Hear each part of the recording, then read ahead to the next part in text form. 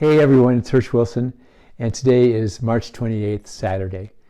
This is the third in a series of videos about our extraordinary times. And what I want to talk about today is resilience and stress. And this is a talk I normally give to first responders and firefighters. They live in a very stressful universe where they deal with lots of trauma and tragedy, where they see the best and the worst of people. And in order to be a successful firefighter, to survive in that profession, you really need to be resilient and have a way of managing stress. So this talk is based on a paper that was written in 2005 by Margaret Haglund and Nicole Cooper, but it really lays out 6 principles on how to become more resilient. And I think they're really relevant to us today. So what do we mean by resilience? Resilience is the process of adapting well in the face of adversity or trauma. It means being able to bounce back from difficult situations. And I love that idea of being able to bounce back, because right now I think we all need that ability and we all can get better at resilience. So there are 6 principles that we're going to cover. I'm going to cover 2 today and then get into the rest next week. But the first one is understanding what stress is. Stress is both something we feel physiologically and it affects us psychologically. For example, for me, when I get stressed, I feel it in my chest. It's like chest pains. Secondly, psychologically, I get irritated, I get irritable, I get short-tempered. My ability to solve problems diminishes.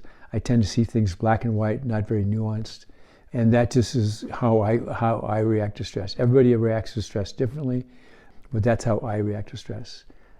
Second thing is we need to acknowledge, and it's okay to acknowledge, that we're all living in a very stressful time and that we are stressed. We're stressed, we're a little frightened, we're nervous, we're dealing with ambiguity and uncertainty, and that is just a really difficult environment. We don't have to be supermen and superwomen.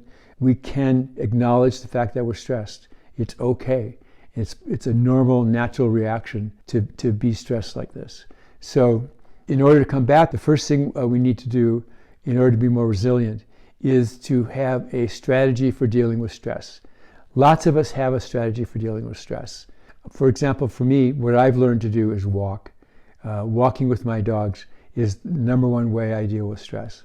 You go out with dogs, they're very mindful, they're very in the moment, and they kind of drag me there too. So I'm very much in the moment with them. And that helps me calm down. My chest pains tend to go away, and I tend to relax. And after a 30-minute, 40-minute walk, I tend to be more relaxed. Doesn't happen all the time, but it has a pretty significant probability of reducing my stress.